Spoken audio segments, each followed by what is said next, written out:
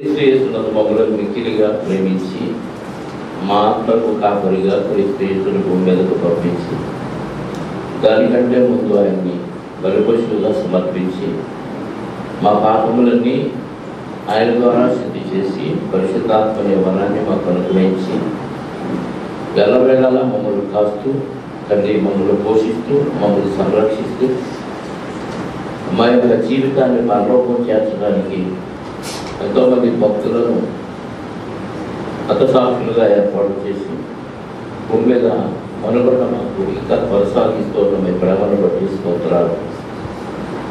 ఈరోజు భూమి మీద బతుకుండి మీ మాటలు విని మా బతుకులు బాగు చేసుకోవడానికి మీరు ఇచ్చిన అవకాశాన్ని బట్టి కూడా కృతజ్ఞతాస్తుతులు చెల్లిస్తూ ప్రతి విషయమందు మీకు మాట చేత కానీ క్రియ చేత కానీ మేమేమి చేసినా మీకు కృతజ్ఞతాస్తుతులు క్రీస్తు ద్వారా చెల్లించాలి అని మీరు చెప్పిన మాటను అక్షరాలను నెరవేరుస్తూ ఇదిగోనైనా లేఖనాల పరిశోధన ఈ కార్యక్రమాన్ని మేము జరిగించడానికి మీరు ఇచ్చిన అవకాశాన్ని బట్టి స్తోత్రాలు.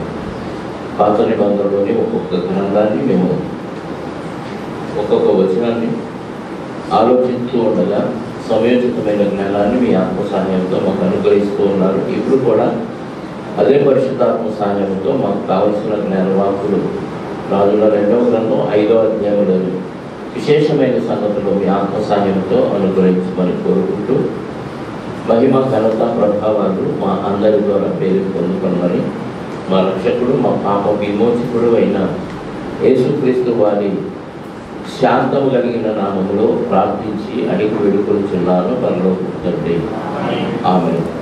చేరువచ్చిన మీ అందరికీ ప్రభువైన క్రీస్తు నామములో శుభములు వందనాలు. రాజుల 2వ గ్రంథము 5వ అధ్యాయం. సిరియా రాజు సైన్యాధిపతి అయిన నయమాను ఒకడు. సిరియా రాజు సైన్యాధిపతి, అతని పేరు నయమాను. మనోహరము లేక ప్రియము. నయమాను అంటే మనోహరము లేక ప్రియము అని. సిరియా రాజు సైన్యాధిపతి. అతని చేత యెహోవాయే సిరియా దేశములకు జయము కలుగు చేసి ఉండెను గనుక అతడు తన యజమానుడి దృష్టికి గరుడై దయ పొందిన వాడయ్యను. యెహోవా దేవుడు సిరియా రాజు సైన్యాధిపతికి జయాన్ని ఇచ్చాడు. సహజంగా దేవుడు ఎవరి పక్షంగా ఉంటాడు?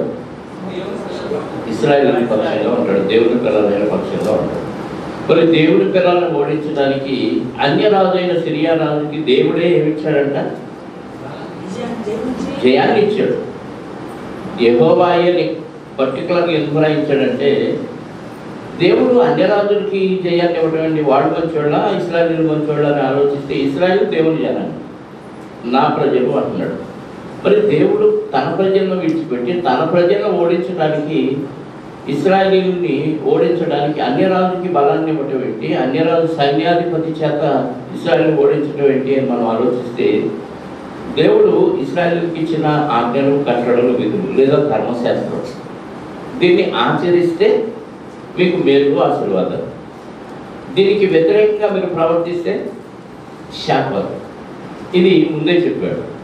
ఒకసారి ద్వితీయోపదేశకాండం 28వ అధ్యాయం, ద్వితీయోపదేశకాండం 28వ అధ్యాయం 25వ వచనం నుండి చూద్దాం. 28-25. యెహోవా ఇశ్రాయేలుకి మోషే గారి ద్వారా చెప్తున్న మాటలు, మీ శత్రువులను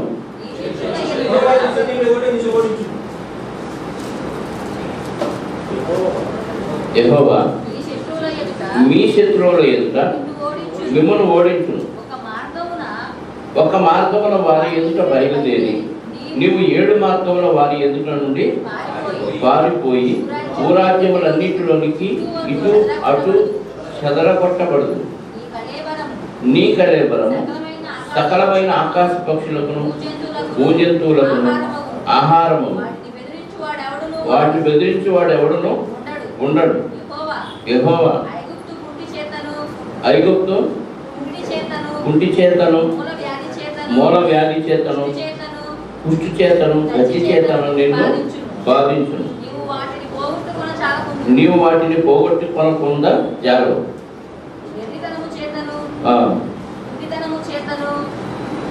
అన్నీ వద్దులే కదండి.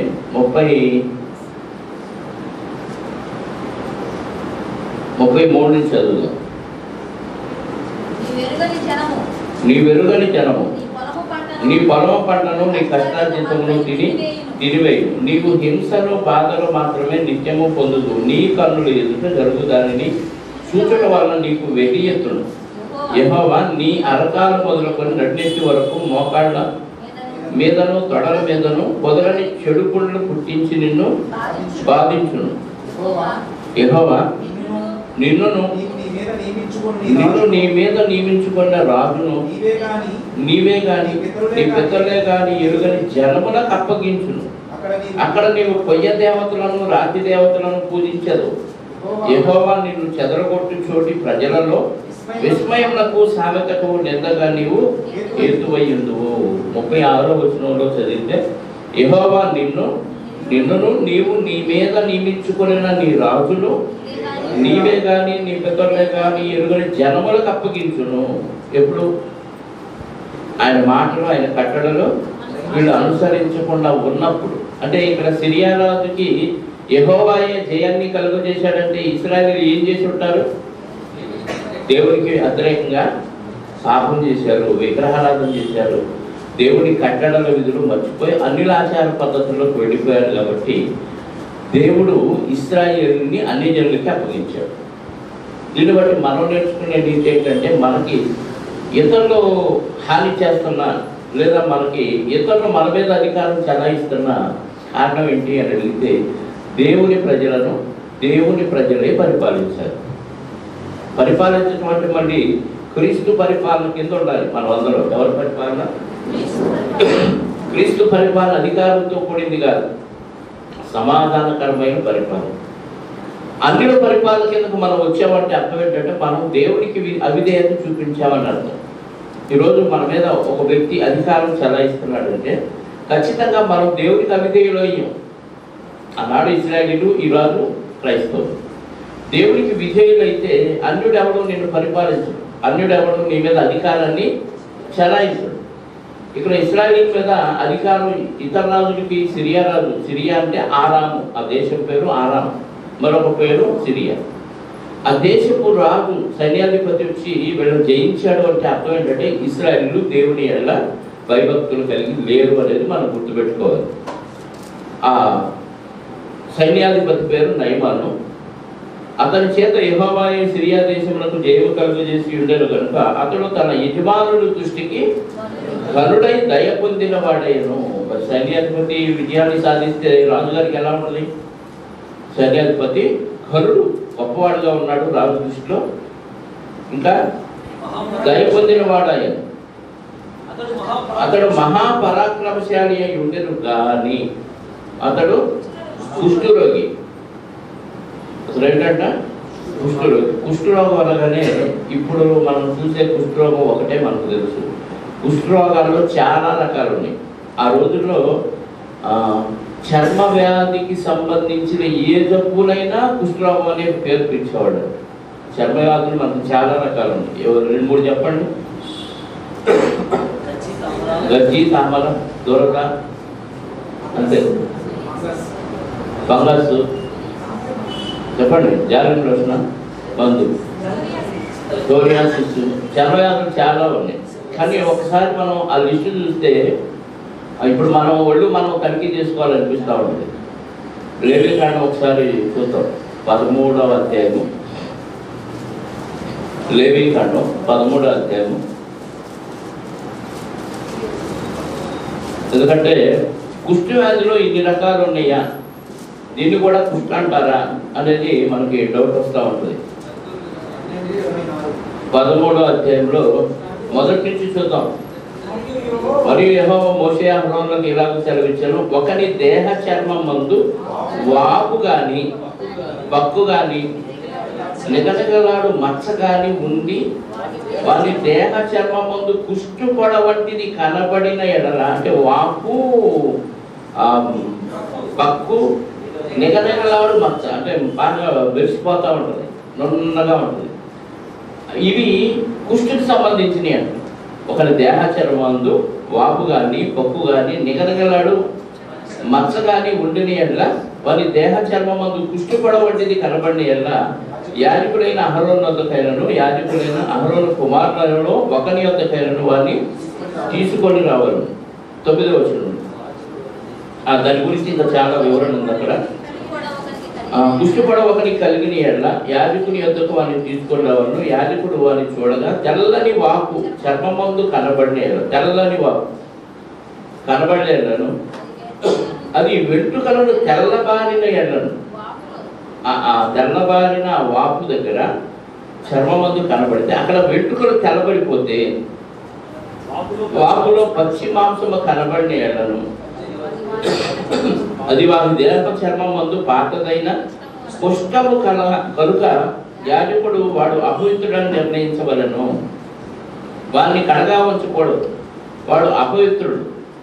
కుష్ఠము చర్మమందు విస్తారముగా పుట్టినప్పుడు యాజకుడు చూచినంత వరకు ఆ పొడగల వాని తల మొదలుకొని పాదముల వరకు కుష్ఠము వాని చర్మమంతయు వ్యాపించి ఉండిన ఎడ్ల యాజకుడు వాడిని చూడవలను. ఆ కుష్ఠము వాని దేహమంతటి వ్యాపించిన ఎడ్ల ఆ పొడగల వాడు అపవిత్రుడని నిర్ణయింపవలను. వాడు ఒళ్ళంతయు తెల్లబారను, వాడు పవిత్రుడు.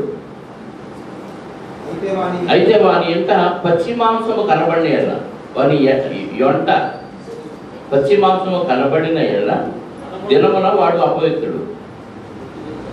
యాజకుడు ఆ పచ్చి మాంసమును చూసి వాడు అపవిత్రులను నిర్ణయించవలను. ఆ పచ్చి మాంసము అపవిత్రమే, అది కుష్ఠము.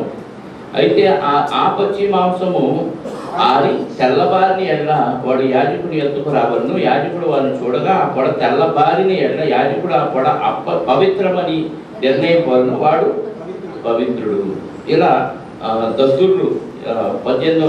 ఒకరి దేహ చర్మం ముందు పుండు పుట్టి మానిన తర్వాత ఆ పుండును ఉండిన చోట తెల్లని వాపైనను తెలుపుతో కూడిన ఎరుపు రంగు పొడగాని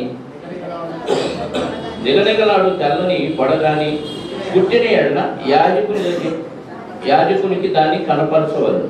యాజకుడు దాన్ని చూసినప్పుడు అది చూపునకు అది చర్మము కంటే పల్లముగా కనబడిన ఎడల, అంటే చర్మం కంటే కొంచెం హైట్ తక్కువగా కనబడితే దాని వెంట్రుకలు తెల్లబారి ఉండిన ఎడలను యాజకుడు వారిని అపవిత్రులను నిర్ణయించవలను. అది కుంటి వలన పుట్టిన కుష్టుపడ.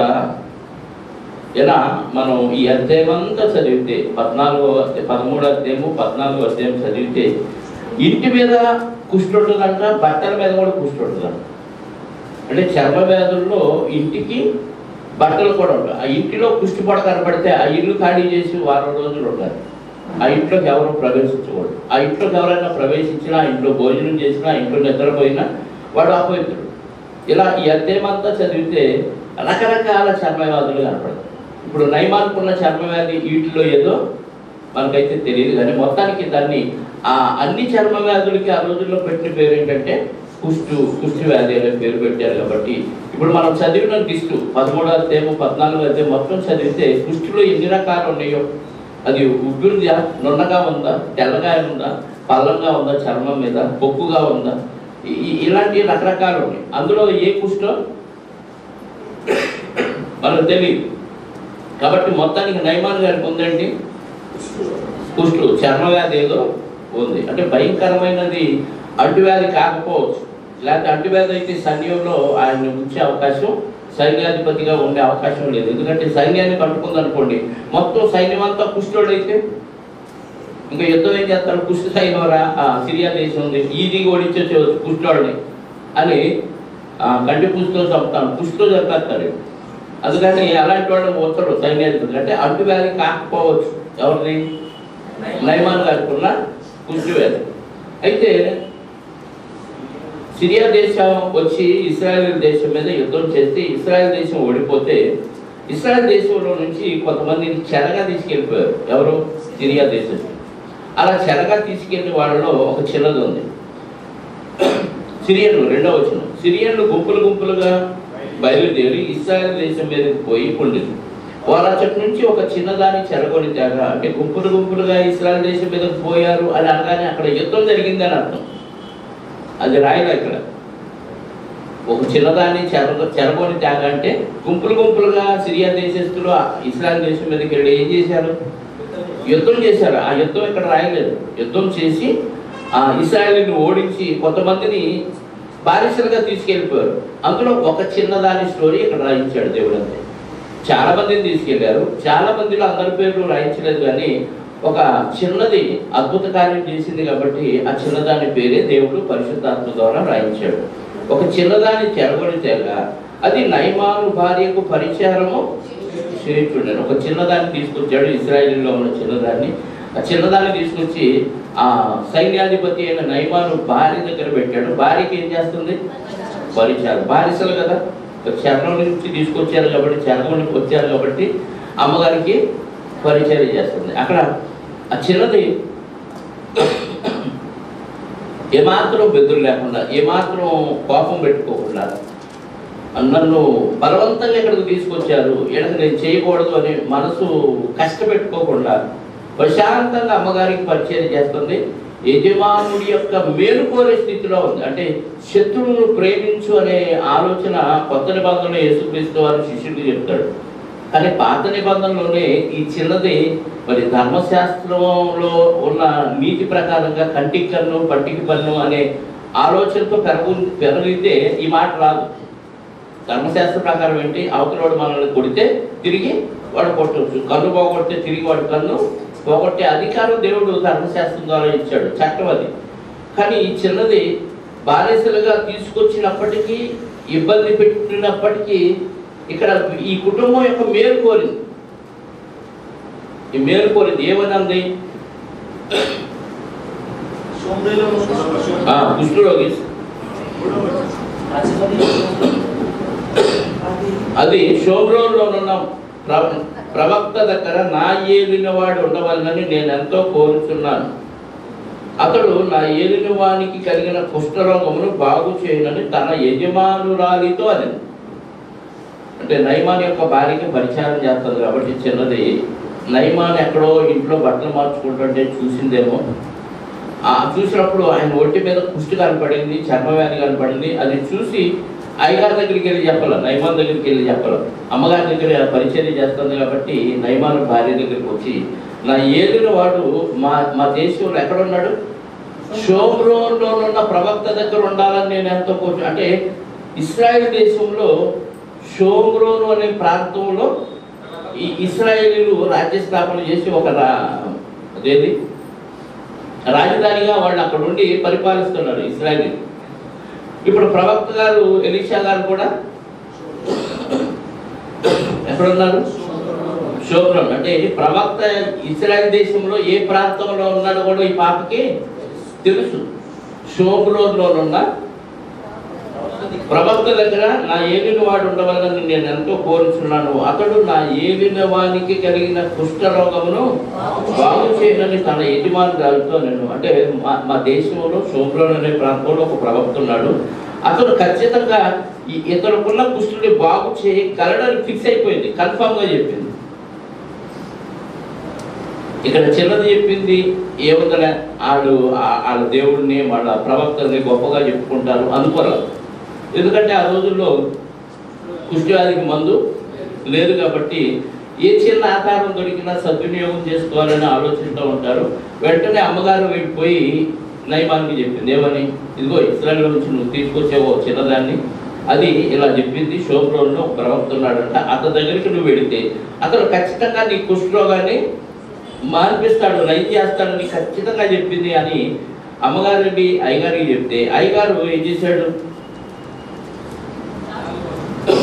4వ నయమాను రాజునంతకు పోయి ఇశ్రాయేలు దేశపు చిన్నది చెప్పిన మాటలు అతనికి తెలియచేయగా రాజుగారి దగ్గరికి వెళ్ళాడు. ఏ రాజు? సిరియా రాజు, ఆరాము రాజు.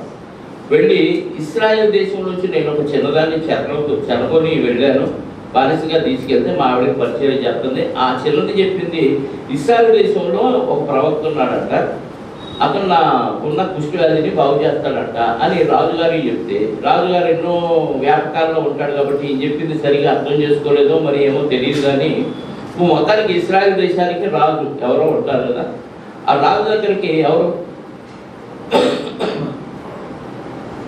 ఆ రాజు దగ్గరికి లెటర్ రాసి పంపించాడు. ఏమని రాశాడు? 5వ వచనం, సిరియా రాజు నేను ఇశ్రాయేలు రాజులకు దూత చేత పత్రిక పంపించేదనని ఆజ్ఞయించాడు కనుక అతడు 20 మణుగుల వెండియు 1,20,000 రూపాయల బంగారును 10 దుస్తుల బట్టలను తీసుకొని పోయి ఇశ్రాయేలు రాజులకు పత్రికను అప్పగించెను. సిరియా రాజు ఏం చేశాడు?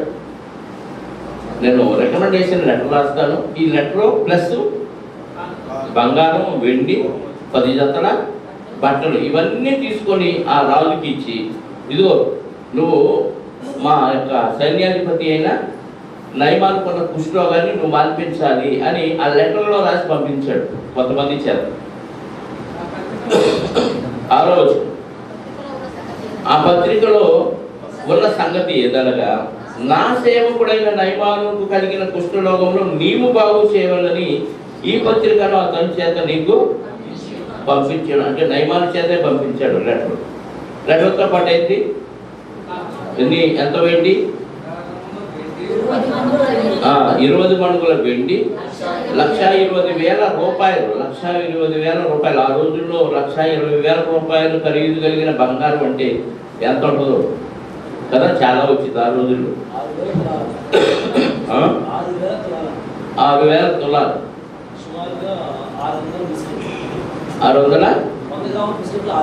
600 బిస్కెట్లు. ఇప్పుడు ఎన్ని అవుతాయి? 1,20,000కి చెప్పండి. 2 తులాలు వస్తాయా?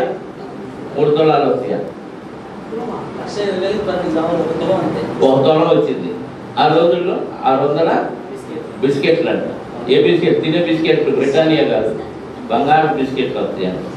అంత పంపించాడు. ఎందుకు? కుష్ఠవ్యాధికి మందు లేదు కాబట్టి రాజుకి రికమెండేషన్ చేయడానికి లెటర్ ప్లస్ బంగారం, వెండి, 10 జతల బట్టలు ఇచ్చి పంపించి, నీవు నా సైన్యాధిపతికి కలిగిన కుష్ఠరోగాన్ని మాన్పించాలి అని రాజుకు లెటర్ రాశాడు సిరియా రాజు.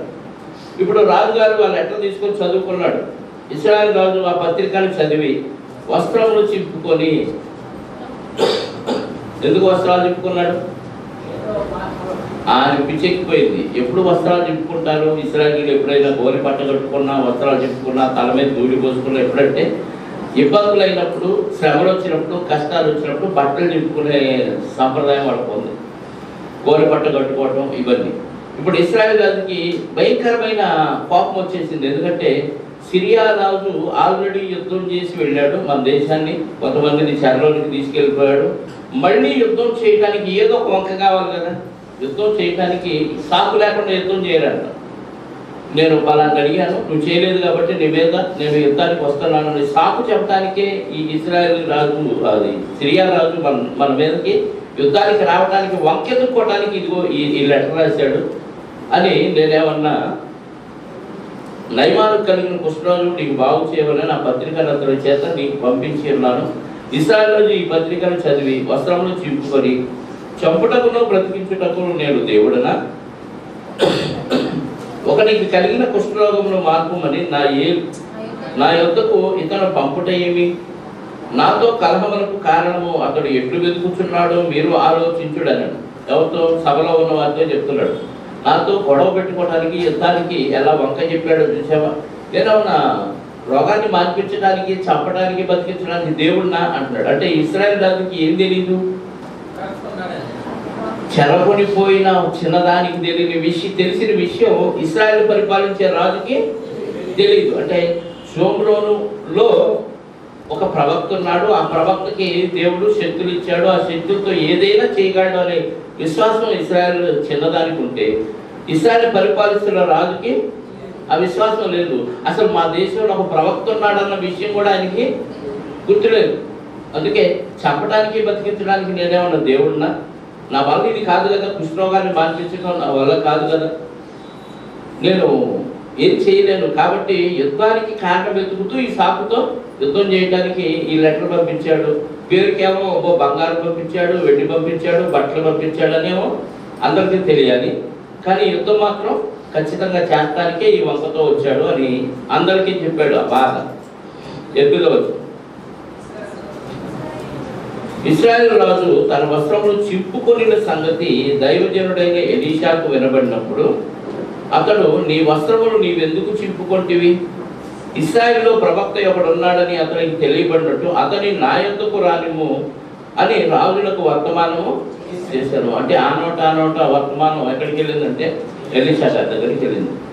ఎందుకంటే మీడియాలో కూడా ఏ వార్త అయినా ఎవరు చేస్తే వచ్చింది, సామాన్యుడు ఏదైనా చేస్తే అది పెద్ద వార్తగా రాదు కదా. పెద్ద పెద్ద సెలబ్రిటీలు, గొప్ప వాళ్ళు ఏదైనా ఫంక్షన్కి వెళ్ళినా లేదైనా ఒక చిన్న కార్యక్రమానికి అటెండ్ అయినా వెంటనే అది న్యూస్ అయింది. మనం బట్టల షాప్కి వెళ్ళి బట్టలు కొన్నాం అనుకోండి, ఎవరు పట్టించుకోడు కదా. ఆ షాప్ వాడు కూడా పట్టించుకుంటాడు, లేకపోతే లేదు.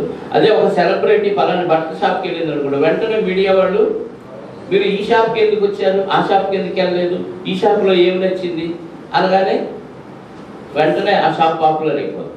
అంటే వాళ్ళు ఏది చిన్నది చేసినా ఒక ఇష్యూ అయింది, ఒక న్యూస్ అయింది.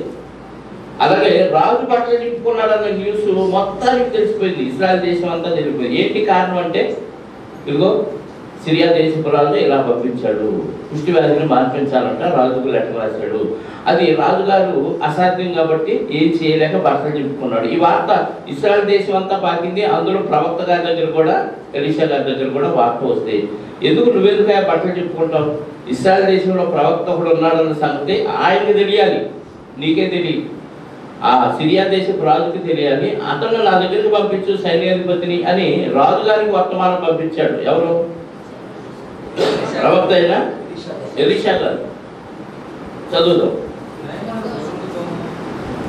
నయమాను గుర్రములతోనూ రథములతోనూ వచ్చి ఎలీషా ద్వారం ముందర నిలిచి ఉండగా, నా దగ్గరికి పంపించాను. కానీ రాజుగారు వెంటనే నయమాను చెప్పాడు, నా దగ్గరికి వద్దులనైనా పలానైనా ఉన్నాయంట, అక్కడికి వెళ్ళు అని చెప్పగానే గుర్రాలు రథాలతో వచ్చాడు. గుర్రాలు రథాలతో అంటే అర్థం ఏంటి?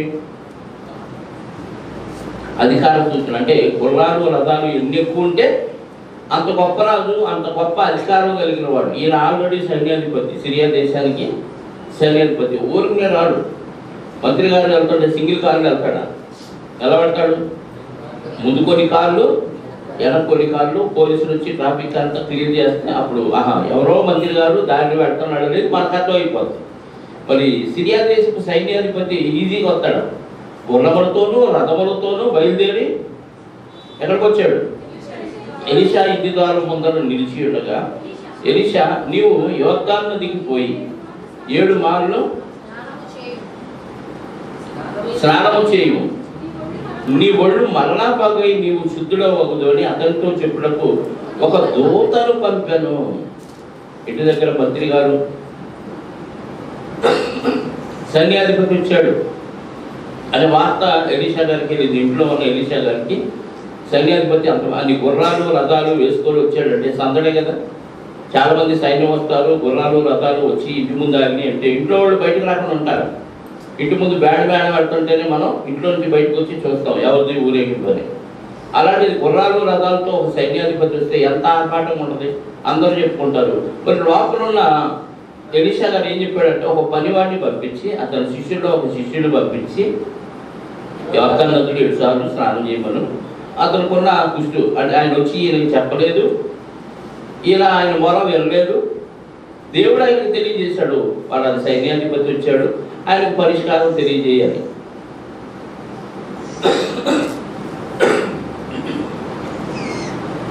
వెంటనే ప్రవక్త ఏం చేశాడు? యోర్దాను నదిలో 7 సార్లు మునుగమను, ఆయన శుద్ధుడైపోతాడు, ఆయన రోగం తగ్గిపోయింది. ఈయన కావాల్సింది పరిష్కారం, అది దేవుడు ఆయనకి తెలియజేశాడు. ఒక పనివారి చేత అతనికి పంపించాడు. ఇక్కడ ఈగో హర్ట్ అయిపోయింది. ఎవరికి? నయమానికి. సిరియా సైన్యాధిపతి నయమానికి ఈగో హర్ట్ అయిపోయి, అసలు మనం ఊహించుకునేది వేరు, జరిగేది వేరు. మనం ఏమనుకుంటాం? అదే నయమాను కూడా అనుకున్నాడు. అక్కడికి వెళ్ళగానే, అమ్మో సిరియా దేశం సైన్యాధిపతి వచ్చాడా, నాలాంటి వాడి దగ్గరికి వచ్చాడా అని వంగి వంగి దండాలు పెట్టి ఆయన దగ్గరికి వెళ్ళి ఏమనుకున్నాడంటే ఆయన, అందుకు నయమాను కోపము తెచ్చుకొని తిరిగి పోయి ఇట్లా అంటే వెంటనే కోపం వచ్చింది. అయితే నేను ఇంటికి వస్తే, ఇంటి వాకిట్లోకి నేను సైన్యాధిపతిగా నేను వస్తే, పైగా వీళ్ళు విజయాన్ని సాధించిన సైన్యం, ఓడిపోయిన సైన్యం కాదు, ఇశ్రాయేల్ దేశం మీద ఓడిపోయిన సైన్యం కాదు, విజయాన్ని సాధించిన సైన్యం అయ్యుండి నేను ఇక్కడికి వస్తే ఇంట్లో నుంచి గబగబా పరుగులు వచ్చి నేను అనుకున్నట్టుగా చేస్తాడు అనుకుంటే ఆయన ఏంటి అసలు ఇంట్లో నుంచి బయటికి రాకుండా ఒక పనుడిని పంపించి యోర్దాను నదిలో 7 సార్లు స్నానం చేయి, నీ దేహానికి ఉన్న కుష్టి పోయింది, శుద్ధిలో అవుతావు అని కబురు చేస్తాడా? ఎంత గర్వం ఆయనకి అని కోపం వచ్చి రిటర్న్ అయిపోయాడంట.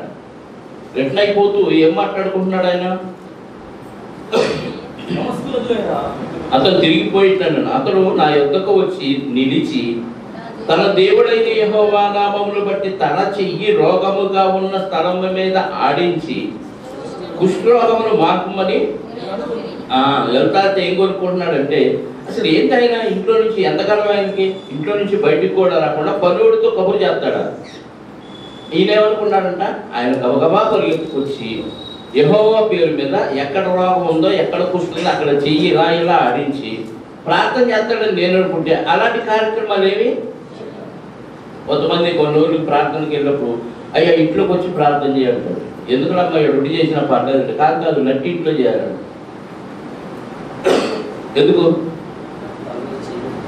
అక్కడ చేస్తే దేవుడు ఆలోచిస్తాడు, ఆ ఇంటికి ఆశీర్వాదం వచ్చింది, వాళ్ళ నమ్మకం అది. కొంతమంది చెయ్యేసి ప్రార్థన చేయమంటారు. మనం చేతులు వేసి అలవాటు హస్త నిక్షేపం ఏమి చేయము. చేసి ప్రార్థన చేస్తే ఆశీర్వాదం వచ్చింది. అందుకే అక్కడ టీవీలో మీరు ఎక్కడ అనారోగ్యం ఉందో అది చేసుకోండి, నేను ఇక్కడ నుంచి ప్రార్థన చేస్తే టీవీలో నుంచి సప్లై మీ దగ్గరకు వచ్చేసి మీకు రోగం ఉన్న చోట శుద్ధులు అవుతారు అని ఇలాంటి బలహీనతలు ఉన్న వారిని బట్టే ఇలాంటివన్నీ పుట్టుకొచ్చినాయి. అక్కడెక్కడో టీవీలో ప్రార్థన చేస్తే టీవీలో నుంచి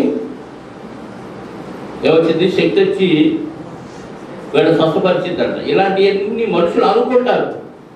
ఇక్కడ నయమాలు కూడా ఏమనుకున్నాడు? ఆయన ఇంట్లో నుంచి బయటకు వచ్చి యెహోవా పేరు మీద ఎక్కడ రోగం ఉందో అక్కడ చెయ్యాడించి ప్రార్థన చేస్తాడని నేను అనుకుంటే ఆయన ఇంట్లో నుంచి రాకుండా అక్కడ యోర్దాను నదిలో 7 సార్లు స్నానం చేసి సరిపోద్ది అంటాడు. నచ్చలా ఈ పద్ధతి, నాకేమి నచ్చలని కొనుక్కుంటూ రథం వేసుకొని వెళ్ళిపోతున్నాడు. వెళ్ళిపోతుంటే 12వ వచనం, దమస్కు నదులైన అబానాయమును సర్బరును ఇశ్రాయేలు దేశంలో నదులన్నిటి కంటే శ్రేష్టమైనవి కాబట్టి సిరియా దేశంలో ఏ నదులు ఉన్నాయి? అబానాయు సర్ఫరు సర్ఫరు అనే 2 నదులు ఉన్నాయి. అబానాయు అని అంటే రాళ్ళు కలది స్థిరమైన కట్టడ అని అర్థం. ఫర్ఫరు అని అంటే విడిచిపోవుట వేగిరము అని అర్థం. ఈ 2 నదులు దమస్కుకు 2 పక్కల పారుతాయి. ఉత్తరాన ఒకటి, దక్షిణాన ఒకటి, 2 పక్కల నదులు పారుతాయి అన్నమాట. అంటే సిరియా దేశం మంచి సస్యశ్యామలమైన దేశం. ఇశ్రాయేలు దేశంలోని యోర్దాను నది కంటే సిరియా దేశంలో ఉన్న ఈ 2 నదులు శ్రేష్టమైనవి వాస్తవంగా భౌగోళికంగా ఆలోచిస్తే. అంటే మీ నది కంటే మా దేశంలో ఉన్న నదులు శ్రేష్టమైనవి కదా, మంచి నీరు, అది చాలా మంచి నీరు. దమస్కు చుట్టుపక్కల నుంచి పారుతూ ఉంటాయి ఆ 2. కాబట్టి మీ దేశంలో నదుల కంటే మా దేశంలో నదులు శ్రేష్టం కదా, అక్కడ స్నానం చేస్తే నేను శుద్ధుడు అవునా అంటే ఆయనకి ఏమర్థం కాలేదు. నది నీళ్ళ వలన స్వస్థత వచ్చిద్దా, దేవుని మాటను బట్టి వచ్చిద్దా? చాలా మందికి తెలియక నదీ స్నానాలు వెళ్ళిపోతారు, నదిలో కొట్టుకుపోతూ ఉంటారు, శవాలు అయితే వస్తారు. అంటే నదీ స్నానం వల్ల మనకి ఏదో శుద్ధి పోతాయి. శుద్ధి కూడా కాదు, శరీర శుద్ధి కూడా కాదు, పాపాలు పోతాయి అనే విశ్వాసంలో ఉన్నారు చాలా మంది కదా. నదీ స్నానం చేస్తే పలానా రోజు పలాంటి టైంలో నదిలోకి వెళ్ళి దిగితే ఎన్నిసార్లు మునగాలి, మరి వాళ్ళ లెక్కలు ఏ ఉంటాయి, అన్నిసార్లు మునిగిలేస్తే రోగాలన్నీ పోతాయి, లేదా పాపాలన్నీ పోతాయి అనమాట. రోగాలు అంటుకోండి, ఎందుకంటే నది నీళ్ళు ఏమైపోయినాయి, కల్మషం అయిపోయినాయి. ఈరోజు వాళ్ళ నమ్మకం, వాళ్ళ విశ్వాసం అలా ఉంది. ఇప్పుడు ఈ నయమానికి కూడా ఏముందంటే మా దేశంలో నదులే శ్రేష్టమైన, అక్కడ మునిగితే నాకు స్వస్థత రాదా, ఏం చెప్పినట్టు యోర్దానులోనే మునగాల అని విమర్శించుకుంటూ కొనుక్కుంటూ వెళ్ళిపోతున్నాడు. అలా వెళుతున్నప్పుడు అని అనుకుని రౌద్రుడై తిరిగి వెళ్ళిపోయారు. అంటే కోపం తీవ్ర స్థాయికి వెళ్ళిపోతే రౌద్రం వచ్చింది. నిజంగా ఒక సైన్యాధిపతి ఎంతో ఎక్స్పెక్టేషన్ పెట్టుకొని, ఎన్నో కోరికలు, ఇష్టాలు పెట్టుకొని పెడదాం తగ్గిద్దాము అనుకొని, నేను గొప్పోడు కదా, ఇంత గొప్పోడు వెళ్తే అవతల మర్యాదలు ఎంత గొప్పగా ఉంటాయని ఊహించుకుంటూ వెళ్ళిపోతే పూర్తిగా అక్కడ విరుద్ధంగా జరిగేదానికి కోపం వచ్చింది. స్వస్థత లేకపోయింది కానీ ఈ పద్ధతి నాకు నచ్చలేదు అన్నట్టుగా కోపంతో మండిపడి వెళ్ళిపోతూ రౌద్రుడు అయిపోయాడు. అప్పుడు ఒక చిన్న పనివాడు అతని దాసుల్లో ఒకడు వచ్చి, నాయన, ఆ ప్రవక్త ఏదైనా ఒక గొప్ప కార్యము చేయమని నియమించిన ఎడల నీవు చేయకుందువా? అయితే స్నానము చేసి శుద్ధులకు కమ్మను మాట దానికంటే మేలు కదా. అంటే ప్రవక్త నీకున్న కుష్టి పోవాలంటే 10,000 మందికి అన్నదానం చేయి. పోయింది అంటే ఏం చేస్తాడు? చేస్తాడు. కుష్టి తగ్గడం సామాన్యమైన విషయం కాదు. ఇంకేదైనా గొప్ప కార్యం చేయమన్నాడు అనుకో, 10,000 మందికి వస్త్రదానం చేయి అన్నాడు అనుకో, లేకపోతే ఒక 1000 మందికి పెళ్లి చేయి పుణ్యం వచ్చింది అన్నాడు అనుకో, చేస్తాడా? చేస్తావు కదా. వాటికంటే 7 సార్లు నదిలో స్నానం చేయడం పెద్ద గొప్ప ఏం కాదు కదా.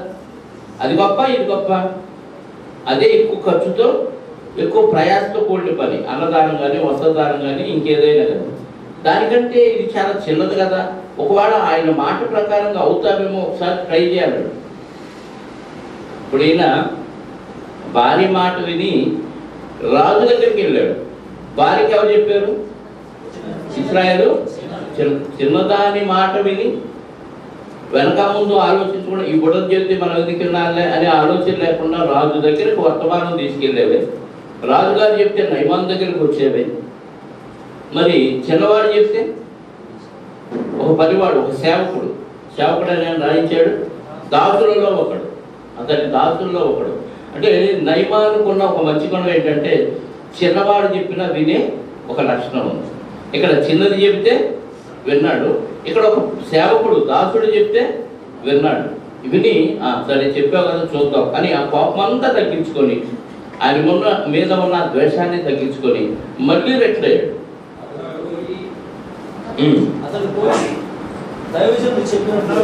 14వ వచనం. అతడు పోయి దైవజనుడు చెప్పినట్టు యోర్దాను నదిలో 7 మార్లు మునగగా అతని దేహం పసిపిల్ల దేహం వలెనై అతడు శుద్ధుడాయను. అక్కడ దేవుడు ఒక పదం రాయించాడు. దైవజనుడు చెప్పినట్లు యోర్దాను నదిలో 7 మార్లు, అంటే దేవుడు చెప్పినట్లు అని. దైవజనుడు చెప్పినట్టు. నదిలో నీళ్ళ వలన స్వతంత్ర రాలేదు. దేని వల్ల వచ్చింది? దేవుని మాట వలన వచ్చింది. అదే అంటాడు కదా, మనిషి రొట్టె వలన మాత్రము కాదు కానీ దేవుని నోట నుండి వచ్చు ప్రతి మాట వలన. అంటే ఇప్పటికీ 2 నెలలు రాజా వాళ్ళ అమ్మగారు కంసెల్లిబాయి ఒక నీళ్లు లేవు, 5 నెలలు మంచాన్ని పడి. ఆ 5 నెలల నుంచి ఏదో కొంచెం ఆహారం వెళ్తుంది. 2 నెలల నుంచి పూర్తిగా నీళ్లు కూడా పడదు. ఒక గొక్క నీళ్లు పోసిన వెంటనే వాంతి అవుతుంది. మరి ఎలా బతికింది? యెహోవా నోట నుంచి వచ్చే మాట వలన బ్రతికింది. అందరికి ఆశ్చర్యం వేస్తుంది. ఇన్ని నెలలు మంచాలు పడి తిండి లేదు, కనీసం నీళ్లు కూడా లేవు. ఈ 2 లేకుండా మనిషి 40 రోజులకు మించి బతకడం కష్టం. ఎవరైనా ఉపవాసాలు ఎంతకాలం ఉంటారు? 40 రోజులు ఉన్నారు బైబిల్ ప్రకారం. ఏమా లెక్క పెట్టలేకపోతున్నాం. అన్ని రోజులు తిండి లేదు, నీరు కూడా లేకుండా బతికిందంటే దేవుడు సెలవిస్తే తప్ప ఆ ప్రాణం పోదు. యెహోవా నోటి నుండి వచ్చమాట. ఎలీషా గారు చెప్పిన మాట వలన ఆయన శుద్ధుడయ్యాడు. దైవజనుడు చెప్పినట్లు యోర్దాను నదిలో 7 మార్లు మునగగా అతని దేహము పసిపిల్ల దేహం వలెనై అతడు శుద్ధుడాయను. ఇదే విషయం మనకు లోకాసు వార్తలో దేవుడు రాయించాడు. యేసుక్రీస్తు వారి మాటల్లో 4వ అధ్యాయం 27వ వచనం చూడండి. ఆ రోజుల్లో ఇశ్రాయేలు దేశంలో కుష్ఠవ్యాధుడు ఉన్నారు, సిరియా దేశంలో కుష్ఠవ్యాధుడు ఉన్నారు. ఎవ్వరికి స్వస్థత రాదు. కేవలం ఒక నయమానికి మాత్రమే స్వస్థత వచ్చింది. ఆ విషయాన్ని అక్కడ ప్రస్తావిస్తూ లోకాసు వార్త 4వ అధ్యాయం 27వ వచనం. మరియు ప్రవక్త అయిన ఎలీషా కాలమందు ఇశ్రాయేలులో అనేక కుష్ఠరోగులు ఉండినను సిరియా దేశస్థుడైన నయమాను తప్ప మరి ఎవడనూ శుద్ధి నొందలేదని నేను మీతో నిశ్చయముగా చెప్పుతున్నాను. ఎంతోమంది కుష్ఠరోగులు ఉన్నారు, ఎవరికి రాలా స్వస్థత? మరి ఎవరికి వచ్చింది? నయమానుకే వచ్చింది. ఎందుకంటే సిరియా దేశంలో దేవుడు ఉన్నాడన్న విషయాన్ని అందరికీ తెలియచేయాలి. ఇశ్రాయేలులో ధైర్యం పుట్టాలి. సిరియా దేశస్తులు కూడా వీళ్ళ దేవుడు చాలా గొప్పవాడు అనే విషయం తెలియచేయాలి. అంటే దేవుడు అప్పుడప్పుడు ఇశ్రాయేలు దేవుడిని విసర్జించిన, దేవుడిని మర్చిపోయిన, దేవుడు నేనున్నాను అని తన ఉనికిని అక్కడక్కడ చాటుకుంటున్నాడు. అందుకే ఏలియా గారు కానీ ఎలీషా గారు కానీ ఎవరి సన్నిధిని నేను నిలవబడి ఉన్నాననే పదాన్ని వాడతారు. అంటే దేవుడు ఉన్నాడు, ఆయన సన్నిధిలో నేను ఉన్నాను. దేవుడు ఉనికి వాళ్ళు అక్కడ ప్రత్యక్షపరుస్తూ ఉన్నారు. ఇప్పుడు దేవుడు ఉన్నాడు, ఇశ్రాయేలు దేవుడు చాలా గొప్పవాడు, మీరు అవిధేయులు అవడం వల్ల మీరు వాడి చేతిలో ఓడిపోయారు, మీరు విధేయులైతే మిమ్మల్ని కాపాడుతాడు దేవుడు అని ఒకసారి వాళ్ళకి కళ్ళు మనోనేత్రాలు వెలిగించడానికి దేవుడు ఇలాంటి కార్యాలు చేశాడు. ఈయన ఒక్కడికే ఇచ్చాడు స్వస్థత. ఆ ఒక్కడ మారిపోయాడు. అతని ద్వారా ఎంతమంది మారారో తెలియదు. ఎందుకంటే అతను ఆ స్వస్థత జరిగిన తర్వాత ఏం చేశాడో చూద్దాం. 15వ వచనం. అప్పుడు అతడు తన పరివారముతో కూడా దైవజనుల దగ్గరకు తిరిగి వచ్చి, ఎప్పుడైతే స్వస్థత వచ్చిందో ఆశ్చర్యపోయాడు. ఎలా అయిందంట? దృష్టి మానటం ఒక ఎత్తు, చర్మం మొత్తం చిన్న పిల్లలప్పుడు ఎంత సుకుమారంగా చర్మం ఉంటుందో అంత పసిపిల్లవాని దేహం వలె అయి అతడు శుద్ధుడయ్యను. అంటే చిన్నపిల్లల దేహం ఎంత డెలికేట్గా సుకుమారంగా ఉంటుందో అంత చర్మం నవయవనంగా తయారైపోయింది. దాన్ని చూసి ఆశ్చర్యపోయి వెంటనే రథాన్ని వెనక తిప్పి దైవజనుని దగ్గరకు తిరిగి వచ్చి అతని ముందర నిలిచి, చిత్తగించుము, ఇశ్రాయేలులో ఉన్న దేవుడు తప్ప లోకమంతటి యందును మరి ఒక దేవుడు లేడును నేను ఎరుగుదును. లోకం మొత్తానికి ఇంకా దేవుడు ఎవడు లేడు, ఇశ్రాయేలులో ఉన్న దేవుడే నిజమైన దేవుడు అని ఇప్పుడు నాకు అర్థమైంది, నేను ఎరుగుదును అని ఎవరితో చెప్తున్నాడు? ఎలీషా గారితో చెప్తున్నాడు. అంటే ఒక స్వస్థత జరిగితే ఎవరైనా మారిపోతారు. ఎంత కఠినాత్ములైనా. ఆల్రెడీ ఇశ్రాయేలుని యుద్ధం చేసి చెరపట్టి కొంతమందిని తీసుకెళ్ళి ఒక కఠినాత్ముడు ఈరోజు అతనికి జరిగిన స్వస్థత వల్ల ఏమయ్యాడు? మారు మనసు పొందాడు. ఈయనే నిజమైన దేవుడు. ప్రపంచంలో లోకమందు అనే పదాన్ని వాడాడు. అతను లేడని నేను ఎరుగుదును. ఇప్పుడు నీవు నీ దాసుడైన నా యొక్క బహుమానము తీసుకొనవలసినదని అతనితో చెప్పగా, నేను కృతజ్ఞతగా నీకు బహుమానం ఆల్రెడీ తీసుకొచ్చాడు కదా. 20 మణుగులు వెండి, 1,25,000 బంగారం, 10 జతల దుస్తులు తీసుకొని వచ్చాడు. ఆ బహుమానాలు ఇప్పుడు నువ్వు తీసుకోవాలయ్యా అని ఇస్తుంటే అక్కడ ఒక పదాన్ని ఉపయోగించాడు దేవుడు ఎలీషా గారి నోట. చెప్పగా ఎలీషా, ఎవరి సన్నిధిని నేను నిలువబడి ఉన్నానో ఇశ్రాయేలు దేవుడైన యెహోవా జీవముతోడు నేనేమీ తీసుకొనని చెప్పాను. నయమాను అతనికి ఎంతో బతిమాలినను, అతడు ఒప్పకపోయాను. అంటే ఎవరి సన్నిధిని నేను నిలవబడి ఉన్నానంటే ఆ దేవుడు నాకు అన్నీ ఇస్తాడు, నువ్వు ఇచ్చేదేంటి? మామూలుగా అంత ఆస్తి ఇస్తే ఎవరైనా వద్దంటారా? అంత ఆస్తి ఇస్తే ఎవరైనా వద్దంటారా? ఈరోజు స్వస్థతల పేరుతో ఎన్నో చేసి ఆ స్వస్థత పొందిన వారికి మైకిచ్చి ఏం చెప్పిస్తున్నారు సంఘాల్లో? సాక్ష్యాలు చెప్తున్నారు. ఆ సాక్ష్యాలు ఏముంటుంది? నేను దైవజన్ దగ్గరికి వచ్చాను, మొన్న చెప్పాను కదా, గుంటూరులో ఒక అన్నప్రాసన కార్యక్రమానికి వెళ్ళాను. మనం దీనికి 6,000 కడుతున్నాం. ఆయన కట్టే రెంట్ ఎంతో తెలుసా? ఒక 35,000. ఒక ఫంక్షన్ హాల్ని రెంట్గా తీసుకు, ఏసీ ఫంక్షన్ హాల్ని అద్దెకు తీసుకొని నెలకు 35,000 ప్లస్ కరెంట్ బిల్ 5,000, 40,000 ఆయన కడుతున్నాడు. ఎలా సాధ్యం అనిపించింది నాకు. ఇద్దరు సాక్ష్యం చెప్పారు. అక్కడ అన్నప్రాసన కార్యక్రమం జరిగింది. అది అయిపోయినాక ఆ సంగతులు ఇద్దరు వచ్చి సాక్ష్యం చెప్పారు. ఆమెకు ఒక రోగం ఉంది, ఆ రోగం అయ్యగారు వచ్చి ప్రార్థన చేస్తే తగ్గిపోయింది. ఆమె ఉమెన్స్ కాలేజీలో లెక్చరర్ అంట. మరి ఆమె ఎంత ఇచ్చిందో నెలకు మనకు తెలియదు. ఇలాంటి వాళ్ళు బోల్డ్ ధనం ఇస్తాడు ఆయన. మరి 40,000 రెంట్ కట్టి, అది కరెంటు బిల్లు రెంట్ కలిపి 40,000 కట్టి అయ్యగారికి ఏం కావాలి? మరి అయ్యగారి పోషణ కావాలి కదా. ఊరికినే సంఘాన్ని నడిపించడం ఆయన. అంటే స్వస్థతాల మీద ఆధారపడి ఎంత పెద్ద పెద్ద సంఘాలు ఎన్ని లక్షలు బట్టి పోషిస్తున్నారో చూడండి. వాళ్ళు సాక్షి చెప్తున్నారు, అయ్యగారు చాలా స్వస్థతావరణాలు కలిగిన దైవజనుడు అని మళ్ళీ రికమెండేషన్ చేసింది. అంటే స్వస్థత పొందామని చెప్పుకుంటూ అయ్యగారిని హైలైట్ చేస్తున్నారు, కానీ అది నిజమైన స్వస్థత కాదు. నిజమైన స్వస్థత జరిగితే అసలు అన్నిటి ఎంతమంది మారిపోతారండి? కొంచెం ఇక్కడ నిజమైన స్వస్థత జరిగింది. జరిగి ఆయన ఇస్తుంటే ఆయన ఏమన్నాడు, ఎవరి సన్నిధిని నేను నిలబడి ఉన్నాను, ఆ యెహోవా జీవముతోడు నేను ఏమీ తీసుకున్నాను అని చెప్పాను. నయమాను ఎంతో బతిమలాడినాను, అతడు ఒప్పుకోకపోయాడు. బతిమలాడితే ఒప్పుకుంటారా? తీసుకొని అంటాడు, ఒకసారి 2 సార్లు అడుగుతాం, 3వ సారి చాలాసార్లు చూశాను. లాస్ట్లో ఏదో కొంతమంది సందా అయిపోతారు, బయట పరిచయకి వెళ్ళినప్పుడు వద్దులండి అంటారు, వెంటనే జేబులో పెట్టేసుకుంటారు. ఇది ఒకసారికి అంటే వాళ్ళకి ఇచ్చే ఉద్దేశం లేదు. 2-3 సార్లు అయినా నేను వద్దని అంటాను, అయినా బలవంతంగా జేబులో పెట్టేవాడు అరుదు. కానీ ఎక్కువ మంది ఒకసారికి 2 సార్లకి వెంటనే వెళ్ళిపోయింది కాదు. ఇది మనోళ్ళు కూడా చాలా మంది ఉన్నారు అలాంటి వాళ్ళు. అంటే ఇచ్చే ఉద్దేశం లేదు, మొహమాటానికి ఇస్తారనమాట. ఎంతమంది లాంటి ఏమన్నాడు, ఆయన సజీవుడు, ఆ సజీవుడు నన్ను పోషిస్తాడు, ఆయన నా సంగతి ఆయన చూసుకుంటాడు, నువ్వు ఇచ్చేది ఆఫ్టర్ అని అర్థం. అంత గొప్ప సైన్యాధిపతి కృతజ్ఞతగా ఇచ్చి బతిమలాడుతుంటే ఒప్పకపోయాడంటే ఇప్పుడు మళ్ళీ కాలిద్ది ఆయనకి. వాస్తవంగా అయితే కాలేదు, కానీ ఇక్కడ జరిగింది అద్భుతం కాబట్టి ఇంకా కాళ్ళ చాలా నిరాడంబరు అన్నమాట. దేవుడి మీద ఆధారపడి బతికే దైవదేవుడు కాబట్టి ఇలాంటి వాటికి కక్కుర్తి బ్యాచ్ కాదని ఆయనకు అర్థమై ఇంకా గౌరవం పెరిగింది ప్రవక్త మీద, అదే పెరిగింది ఆయన మీద. అప్పుడు ఏమడిగాడు ఆయన, నయమాను 17వ వచనం, అప్పుడు యెహోవాకు తప్ప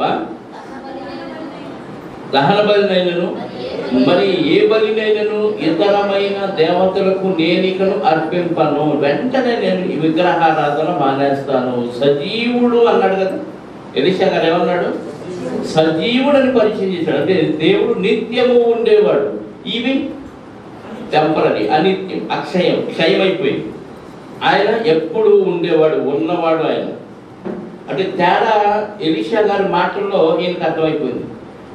ఆయనేమో సజీవుడు, ఇవేమో నిత్యమైంది. కాబట్టి ఇంకా నేను ఎక్కడ ఎప్పుడు విగ్రహానికి నేను మొక్కలని ఒక తీర్మానం చేసుకున్నాడు నయమాను. చేసుకొని నేను ఇతర బలినైనను ఇతర దేవతలకు నేనికను అర్పింపను, 2 కంచర గాడిదలు మోయిపాటు మన్ను నీ దాసుడైన నాకు ఇప్పించకూడదా?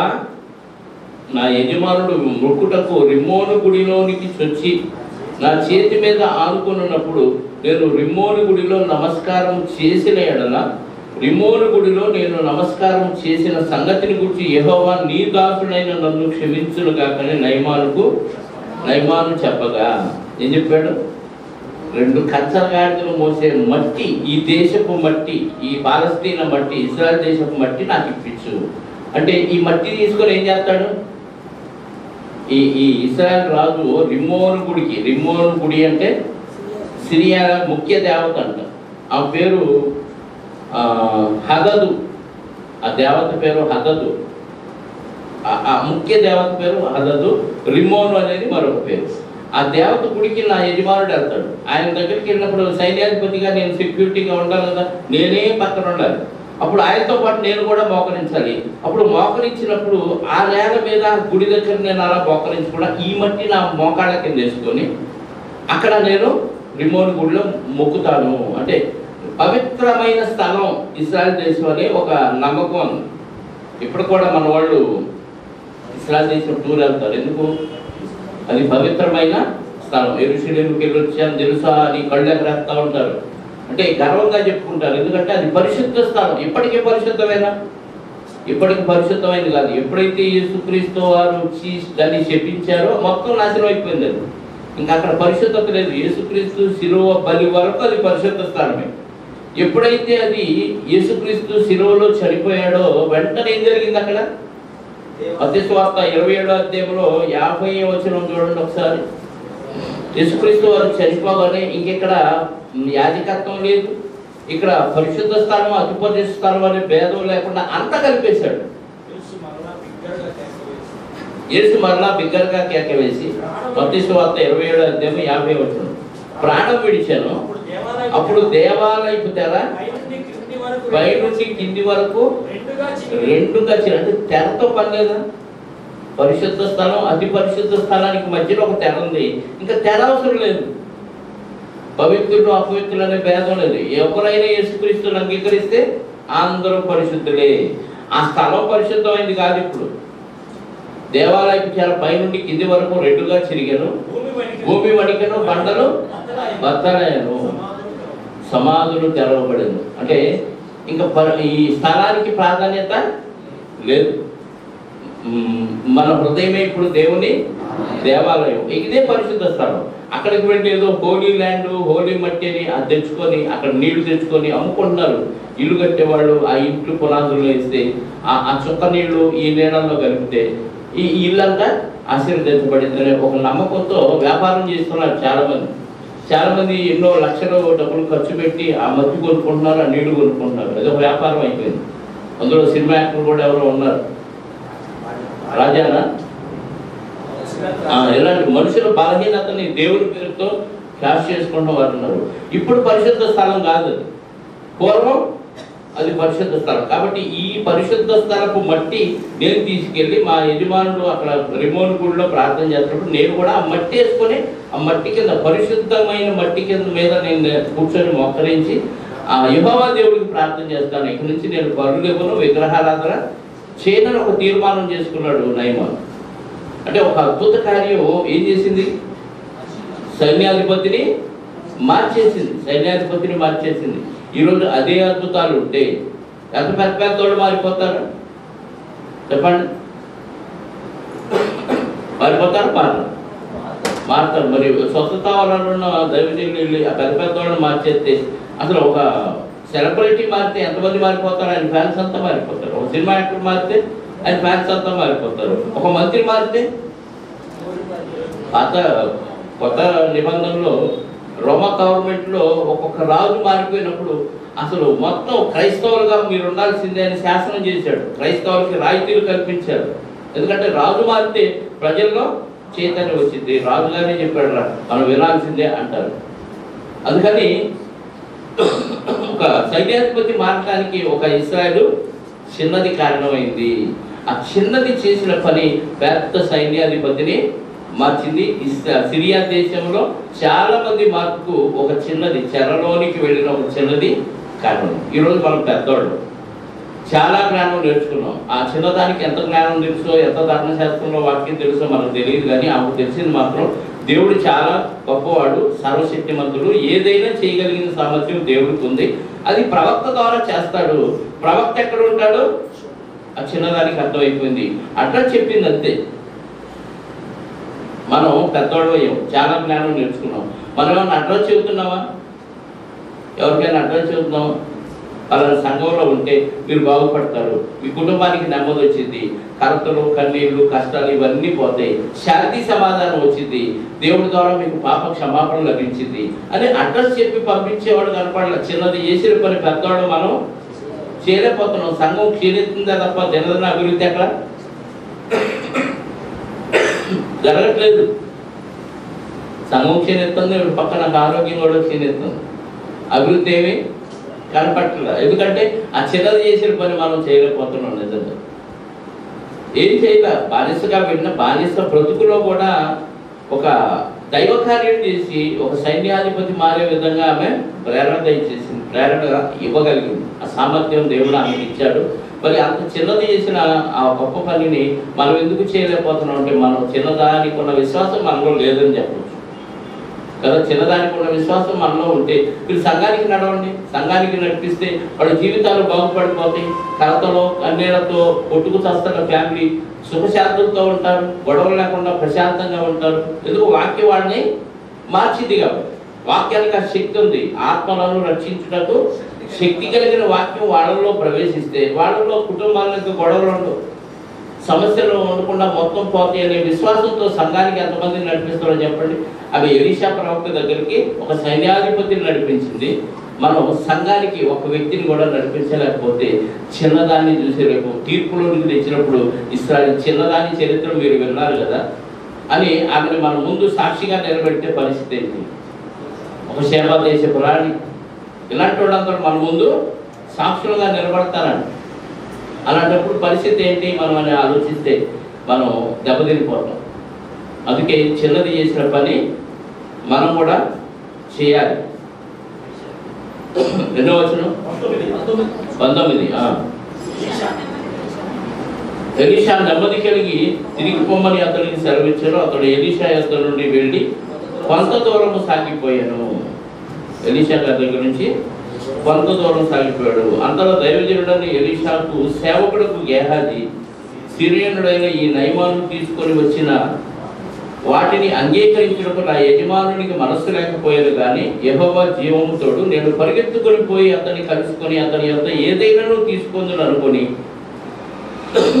నయమాను కలుసుకున్నటకై పోవచ్చుండగా దీని దగ్గర ఒక శిష్యుడు ఉన్నాడు, అతని పేరు గేహాజీ. అంతకుముందు షూనేమీ గారి దగ్గరికి దండాన్ని ఇచ్చి పంపిస్తాడు కదా, పరిగెత్తుకుని వెళ్తాడు, పిల్లవాడికి దండం పెడతాడు, ఏదైనా సౌండ్ లేదని మళ్ళీ పరిగెత్తుకొచ్చి ఎలీషా గారికి చెప్తాడు. ఆ గేహాజీ ఏంటి ఇన్ని బంగారం వెండి బట్టలు ఇస్తే మా యజమానుడికి తీసుకోవడానికి మనసు లేదు అంటే ఈయనకి ఏం తెలియదు, యజమానుడికి లోకే తెలియదు.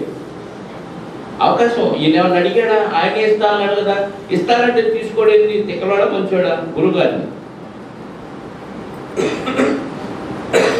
అనుకుంటా లేదు. మనం కూడా బద్దెనాడు ఇస్తుంటే తీసుకోడేంది, వివేకం లేదు, నాకు వాళ్ళు ఇప్పుడే సంపాదించుకోవాలి, వీళ్ళకి లేకపోతే నాకన్నా కావాలి కదా అని పరిగెత్తుకుంటూ వెళ్తున్నాడు అంట. ఎవరికి గురుగారికి చెప్పకుండా గేహాజీ రథం వైపు పరిగెత్తుకుంటూ వెళ్తే అది దూరం నుంచి చూశాడు, రథం వెనకాల ఎవరో దూరంగా పరిగెత్తుకొస్తున్నాడని ఆ నయమాన్ని చూసి రథం ఆపండి అని ఆపించి చూస్తే దానికి పరిగెత్తుకుంటే దగ్గరికి వెళ్ళాడు గేహాజీ.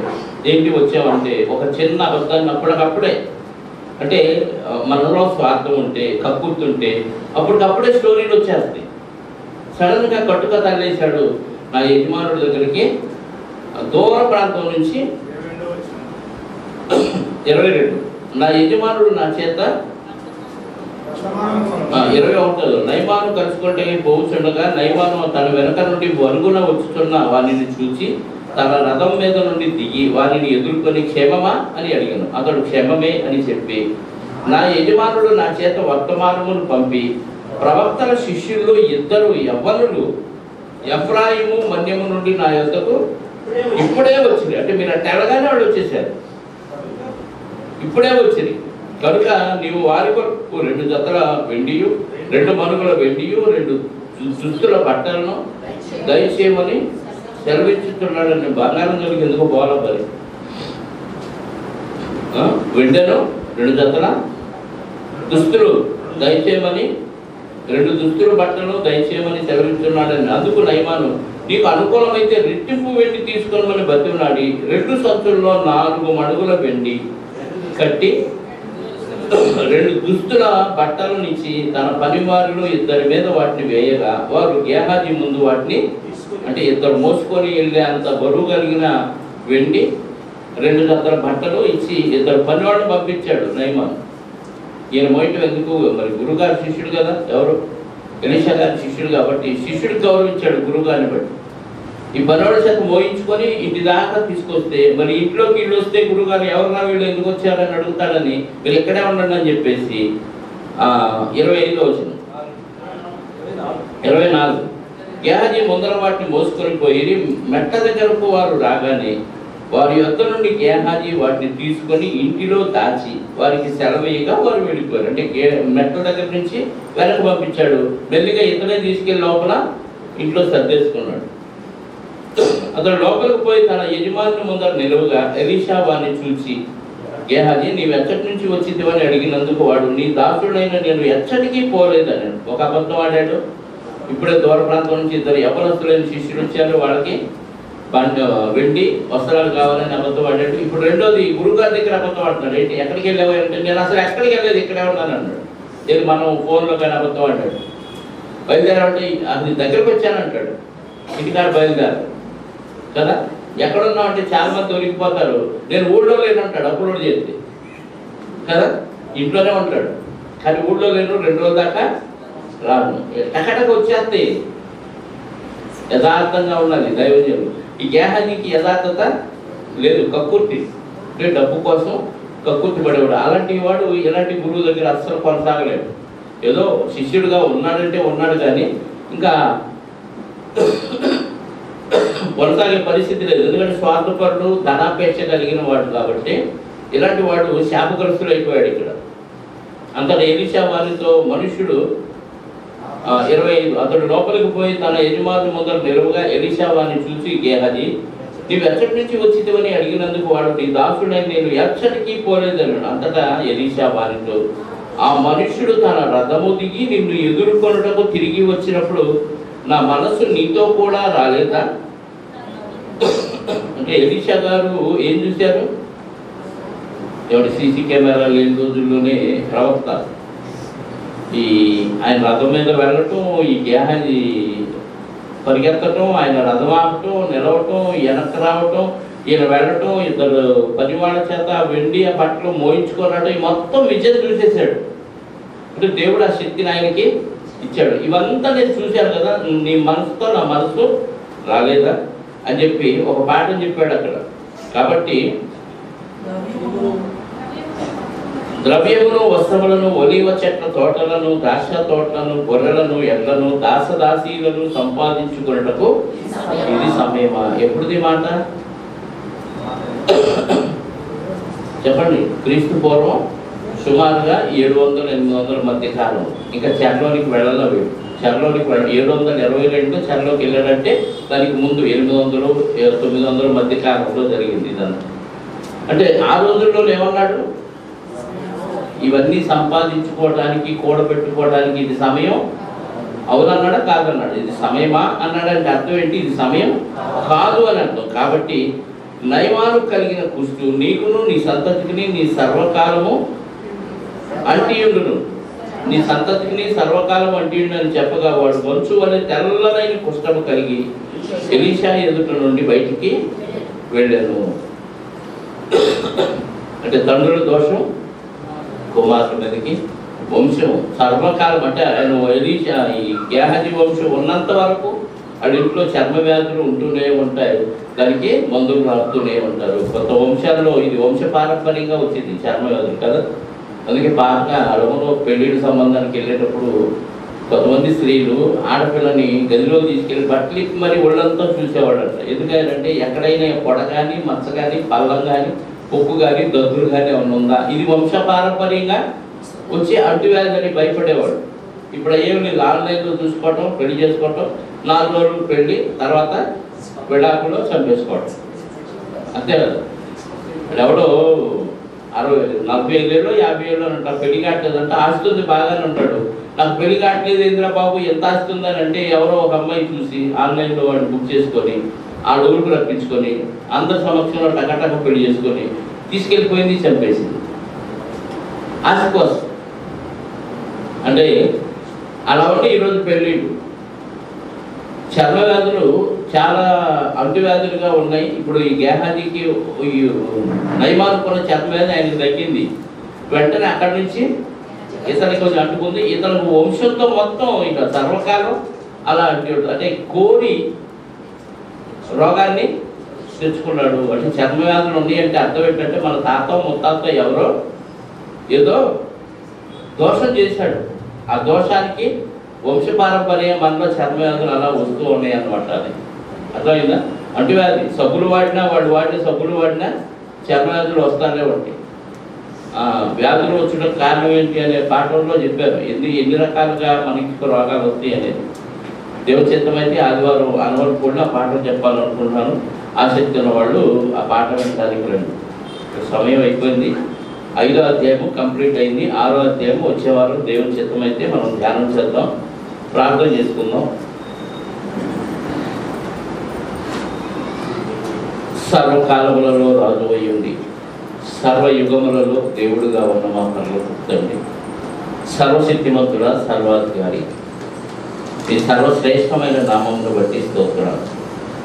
గడిచిన కాలంలో ఎన్నో ప్రమాదాలు, ఒడిదుడుకులు, విపత్తులు, ఎన్నో ఘోరాలు, నేరాల నుంచి మమ్మల్ని కాచి కాపాడారు. మా ప్రమేయం లేకుండానే మరి ప్రమాదాలు జరుగుతున్న ఈ కాలంలో మమ్మల్ని సురక్షితంగా సంఘానికి చేర్చి మీ జ్ఞానవాకులు నేర్చుకోవడానికి మీరు ఇచ్చిన అవకాశాన్ని బట్టి కృతజ్ఞతాస్తుతులు క్రీస్తు ద్వారా చెల్లిస్తూ మరిన్ని విషయాలు మీ చిత్తమైతే ఆదివారంలో అలాగే మరొక గురువారంలో మాకు అనుగ్రహించండి. ఇదిగోనైనా విన్న మాటలు మేము పక్కన పెట్టకుండా తేరగా వస్తే మేము అనుభవించడానికి మేము దేవుని పిల్లలు అన్న విషయాన్ని ఎరిగి అన్ని జనుల వల్లే మేము ప్రాకులాడకుండా ధనం కోసమో, ఆస్తి కోసమో, డబ్బు కోసమో, పదవుల కోసమో ప్రాకులాడకుండా కలిగిన వాటితో తృప్తి కలిగి ఉండాలని గేహజీ చరిత్ర మాకు తెలియజేస్తుంది ఆయన. అలాగే తండ్రి, ఒక ఇశ్రాయేలు చిన్నది, మరి చిన్నదైనా బానిసగా కొనిపోయినా బానిస బ్రతుకుతున్నా తన యజమానుని పట్ల ప్రతీకార వాంఛతో లేకుండా తండ్రి ఆ బిడ్డ ఇశ్రాయేల్ దేశంలో ఉన్న ప్రవక్త గురించి పరిచయం చేసి అక్కడ ఉంటే స్వస్థత జరుగుతుందని విశ్వాసంతో చెప్పిన మాటను మరి సైన్యాధిపతి నమ్మి, రాజుకు చెప్తే రాజు నమ్మి ఇశ్రాయేల్ దేశానికి పంపిస్తే జరిగిన స్వస్థతను బట్టి మేము ఆలోచిస్తే తండ్రి, చిన్నవారైనా పెద్ద కార్యాలు చేయగలిగిన సామర్థ్యాన్ని మీరు వారికి ఇచ్చారు. అందరూ బట్టి స్తోత్రాలు. మేము పెద్దవారం, ఎంతో జ్ఞానం నేర్చుకున్న వారముగా మేము ఎవరికి పరిచయం చేయట్లేదు. సజీవుడైన మిమ్మల్ని ఇతరులకు పరిచయం చేసి సంఘానికి నడిపించలేని స్థితిలో మీ పిల్లలు ఉండగా ఈ మాట విన్న తర్వాత వారిలో మారు మనసు దయచేయండి. చిన్నది చేసిన పని మేము ఎందుకు చేయలేమనే ఆలోచన కలిగి కొందరినైనా సంఘంలోనికి చేర్చి పరలోక రాజ్యానికి వారసులుగా తెచ్చి కలిగే ధన్యతను వారికి అనుగ్రహించమని కోరుకుంటూ వచ్చిన బిడ్డలందరిని బట్టి స్తోత్రాలు. తిరిగి వారి గృహాలకు వారిని సురక్షితంగా చేర్చండి. వచ్చిన వారిలో ఎవరెవరికి ఎలాంటి అవసరాలు ఉన్నాయో మీకు తెలుసులైనా మీ చిత్తానుసారంగా ప్రతి అవసరత, అది దేహ సంబంధమైనదైనా ఆత్మ సంబంధమైనదైనా ప్రతిదీ మీ చిత్తానుసారంగా నెరవేర్చమని కోరుకుంటూ మా రక్షకుడు, మా ప్రాణనాథుడు, పాప విమోచకుడైన యేసుక్రీస్తు వారి ప్రశస్తమైన నామములో ప్రార్థించి అడిగి వేడుకొంచున్నాను పరలోకపు తండ్రి. ఆమేన్. మనందరి కన్న తండ్రి అయిన దేవుని ప్రేమ, ఆయన ప్రియ కుమారుడైన యేసుక్రీస్తు వారి కృప, పరిశుద్ధాత్మ యొక్క అన్యోన్య సహవాసము ఇప్పుడు ఎల్లప్పుడూ సకల పరిశుద్ధులకు సదాకాలము తోడయుండి నడిపించును గాక. ఆమేన్. అందరికీ వందనాలు. Thank you very much.